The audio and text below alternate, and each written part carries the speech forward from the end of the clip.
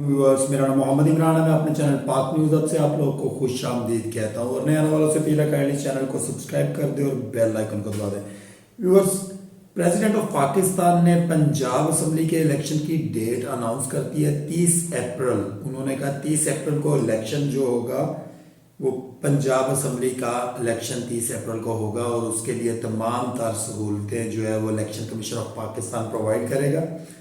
और उसके बाद पाकिस्तान की सियासत में गहमा गहमी शुरू हो गई है और आने वाले 1 से 2 दिन के अंदर अंदर सियासी जो कैंपेन है वो स्टार्ट हो जाएगी तमाम जमातों की तरफ से।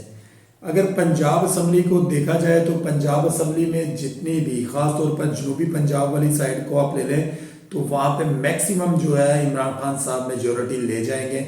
और उसके साथ साथ आप ओवरऑल पंजाब में भी देखें तो इमरान खान साहब यहाँ से क्लीन स्वीप करेंगे और हैवी मार्जिन के साथ जो है वो पंजाब असम्बली में जो है वो दोबारा वापस आएंगे और पंजाब में गवर्नमेंट संभालेंगे। अगर पंजाब में गवर्नमेंट इमरान खान साहब की आ जाती है तो इसका नुकसान फेडरल गवर्नमेंट या पीडीएम को क्या होगा। आपको यहाँ पे बताएं कि पहले भी आपको ये बात बताई है मैंने कि अगर इलेक्शन हो जाते हैं और इमरान खान साहब क्लीन स्वीप कर जाते हैं और दोबारा गवर्नमेंट में वापस आते हैं तो एक तो इनकी सीटें जो सेनेट में वो बहुत ज्यादा हो जाएंगी इमरान खान साहब की, और दूसरा इमरान खान साहब का फोकस जो है वो फेडरल और उसके साथ साथ सिंध की तरफ हो जाएगा। और जिस वक्त फोकस सिर्फ इन बलोचिस्तान सिंध और फेडरल की तरफ होगा तो इमरान खान साहब ज्यादा फोकस कर सकेंगे और ज्यादा सीटें वहां से भी निकालेंगे। 2/3 को छोड़कर इमरान खान साहब 3/3 एक सीरियस है पाकिस्तान की गवर्नमेंट में एज ए प्राइम मिनिस्टर के तौर पर वापिस आते हुए नजर आ रहे हैं, जो कि पीडीएम ये नहीं चाहती कि इलेक्शन हो और इमरान खान जो है वो वापिस प्राइम मिनिस्टर ऑफ पाकिस्तान बने। दूसरी जानब इमरान खान साहब के ऊपर दूसरे कातलाना हमले की तैयारियां तकरीबन मुकम्मल हो चुकी है। ये मैं इसमें आपको यहाँ पे ये भी बताऊं कि इमरान खान साहब की सिक्योरिटी को फुल प्रूफ बनाना चाहिए ताकि इमरान खान साहब, जारी बात है, एक ऐसी सियासी जमात जो पाकिस्तान की, ये कहना गलत नहीं होगा कि सबसे बड़ी जमात है, उनके लीडर हैं और उसके बाद वो ex prime minister of Pakistan भी रह चुके हैं, इसलिए उनकी सिक्योरिटी को फुल प्रूफ बनाना पड़ेगा। अब इमरान खान साहब को जो स्पेस दी जा रही है इमरान खान साहब को कत्ल करने की, ये हमारी जो पाकिस्तान की वजारत दाखिला है ये बात इनके इंचार्ज ये इजीली ये बात कह चुके हैं कि इमरान खान साहब को गैर मुल्की कोई एजेंसी है वो इमरान खान साहब को कत्ल करना चाहते हैं। और ये कत्ल की साजिश जो है ये ऐसी जगहों पे हो सकती है जिस वक्त इमरान खान साहब पेशी पे जाएंगे। पेशी से अगर आप लेते हैं तो बाबर अवान साहब ने आज ठोस शवाहिद पेश कर दिए। उन्होंने कहा कि इस्लामाबाद के अंदर हमारे ऊपर 100 से 125 मुकदमा दर्ज किए गए हुए हैं, इतने पर्चे हो चुके हैं कि हम लोग, चूंकि इमरान खान साहब को जमानतों के लिए अदालतों में जाना पड़ेगा तो उस वक्त इमरान खान साहब की सिक्योरिटी को फुल प्रूफ नहीं बनाया जाता।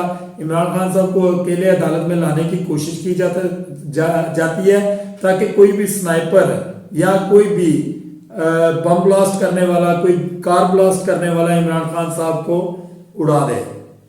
और उन्होंने कहा कि दूसरी जगह उन्होंने कहा है कि पाकिस्तान के अंदर ये जो गैर मुल्की एजेंसी है इसका एतराफ जो है ये हमारी वजारत दाखिला कर रही है।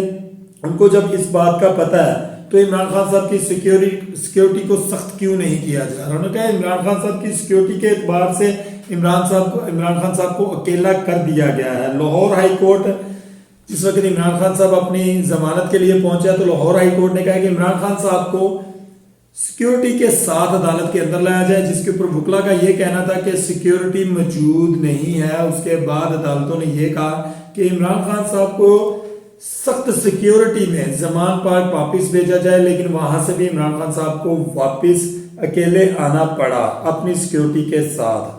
अगर खुदा ना खास्ता इमरान खान साहब के साथ कोई मिसहैप हो जाता है तो ये कहेंगे ये कोई मजहबी जुनूनी था।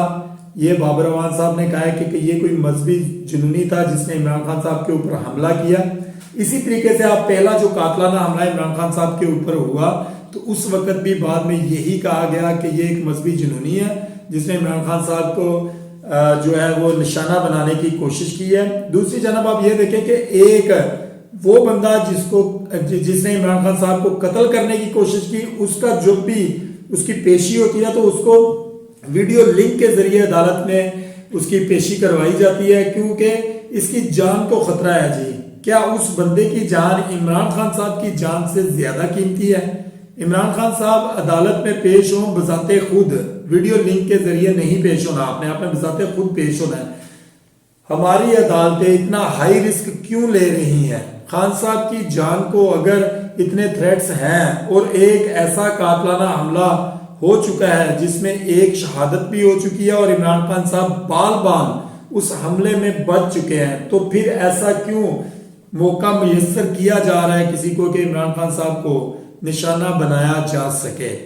इसके ऊपर हमारी अदालतों को भी सोचना पड़ेगा। और इमरान खान साहब को अगर अदालतों में बहुत ज्यादा बुलाने की जरूरत है तो उनको वीडियो लिंक के जरिए आप अदालत में ले सकते हैं, उनकी बात को सुन सकते हैं और उनसे बात कर सकते हैं, और जो भी फैसला सुनाना है वो वीडियो लिंक के जरिए भी सुनाया जा सकता है। लिहाजा हमारी ये दरख्वास्त है हमारी मौजूदा अदलिया से कि उनको चाहिए कि इसके ऊपर एक जबरदस्त किस्म का एक्शन ले, जैसे उन्होंने इलेक्शन के ऊपर लिया। उन्होंने इलेक्शन की डेट दिलवाई और उसके साथ साथ उन्होंने ये भी साबित किया कि वो कानून को आयन के मुताबिक चलाएंगे। इसके अलावा उन्होंने कोई भी ऐसा फैसला नहीं सुनाया जो कानून के मुनाफी हो। और दूसरी जानब आपको जो स्पेकुलेशंस चल रही हैं वो ये है कि इमरान खान साहब को किसी वक्त किसी भी पेशी के ऊपर किसी गैर मुल्की एजेंसी के जरिए कत्ल करवाया जा सकता है। एज ए अवाम जो इमरान खान साहब के साथ होती है, पब्लिक जो इमरान खान साहब के सपोर्टर्स हैं, कारकुनान हैं, वो तो अपनी तरफ से फुल कोशिश करते हैं कि इमरान खान साहब को सिक्योरिटी दी जाए, लेकिन उस सिक्योरिटी की बजाय गवर्नमेंट को चाहिए कि गवर्नमेंट उनको फुल प्रूफ सिक्योरिटी मुयस्सर करे, ताकि आने वाले दिनों में अगर इमरान खान साहब के अलावा भी कोई सियासी बंदा अदालत में पेशी के लिए आता है तो उसको भी सिक्योरिटी दी जा सके।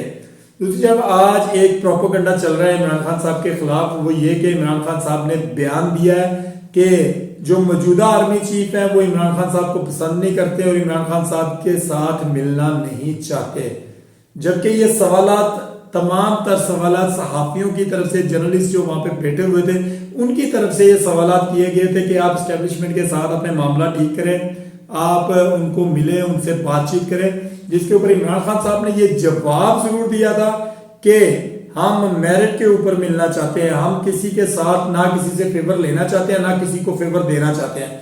उन्होंने कहा कि अगर मेरी गवर्नमेंट आती है तो हम एहतसाब जरूर करेंगे, जिन्होंने मुल्क का पैसा लूटा है, पैसा खाया है, हम उनसे उसका एहतसाब करेंगे, वो हिसाब किताब लेंगे। इमरान खान साहब इस वक्त टॉप ट्रेंड बने हुए हैं पाकिस्तान का, और तमाम लोगों को ये बात पता है कि पीटीआई जो है वो क्लीन स्वीप करने जा रही है।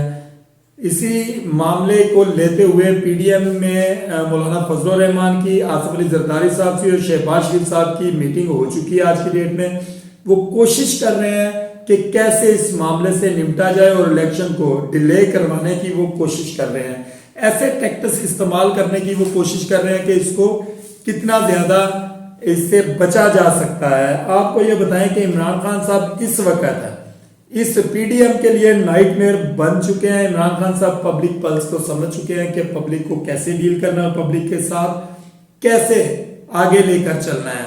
ये लैंडस्लाइड विक्ट्री जो इमरान खान साहब ने इलेक्शन की मद में हासिल की है, ये इमरान खान साहब की कामयाबी का मुंह बोलता हुआ सबूत है कि आने वाले दिनों में पाकिस्तानी गवर्नमेंट में इमरान खान साहब का एक भरपूर हिस्सा होगा। मेरी दुआ है कि अल्लाह ताला हमारे मुल्क के ऊपर किसी ऐसे हुक्मरान को मुसल्लत करे जो हमारे मुल्क को कानून, शरीयत और इस्लाम के मुताबिक चलाए। और मेरी ये भी दुआ है कि अल्लाह ताला हमें और हमारे मुल्क को मुनाफिक की नुसरत चाहे। आमीन सुमा आमीन। अपना और अपनी फैमिली का ख्याल रखें, जहां भी रहे खुश रहें। पाकिस्तान जिंदाबाद।